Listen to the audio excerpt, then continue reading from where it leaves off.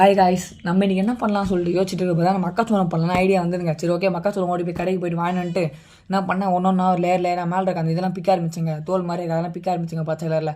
மொத்தத்தையும் என்ன பண்ணால் ஒன்று விடாமல் பிச்சு எடுத்துட்டாங்க. சுத்தமாக பிச்சது அப்புறம் உள்ளே பார்த்தா மக்காச்சோளம் இருந்துருங்க.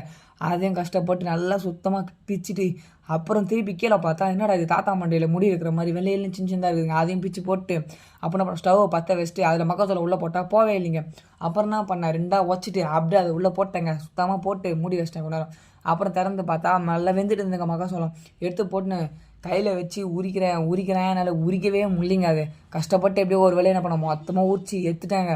கடைசியில் இந்த 2 இதுதாங்க இது. அதையும் கஷ்டப்பட்டு எப்படியோ பிச்சு எடுத்து போட்டு என்ன பண்ணேன், ஒரு என் வீட்டில் இருக்க இந்த மாதிரி கடாய் மாதிரி பேசன் மாதிரி இருக்கும், அதை எடுத்துட்டு அதில் என்ன பண்ண கொஞ்சம் மக்காச்சோளம் இருக்கிற பிச்சு எல்லாத்தையும் போட்டு அது கூட கொஞ்சம் வெங்காயமும் கொஞ்சம் தக்காளியும் கொஞ்சம் கொத்தமல்லியும் நல்லா போட்டுருக்கேன் மேலே. அப்புறம் என்ன பண்ணேன், ஒரு ஸ்பூன் மிளகாத்தூளும் அப்படியே உப்பு மலைச்சாரல் மாதிரி சும்மா கொஞ்சம் கொஞ்சமாக தூவி விட்டுக்கிறேன். உப்பு ரொம்ப அதிகமாச்சு கறி சொல்லிட்டு ரொம்ப கம்மியாக போட்டுக்கிறேன். அப்போ என்ன பண்ணேன், ஒரு லெமன் எடுத்துட்டு அது மேலே நல்லா பிழிஞ்சிட்டு கலக்கினாங்க.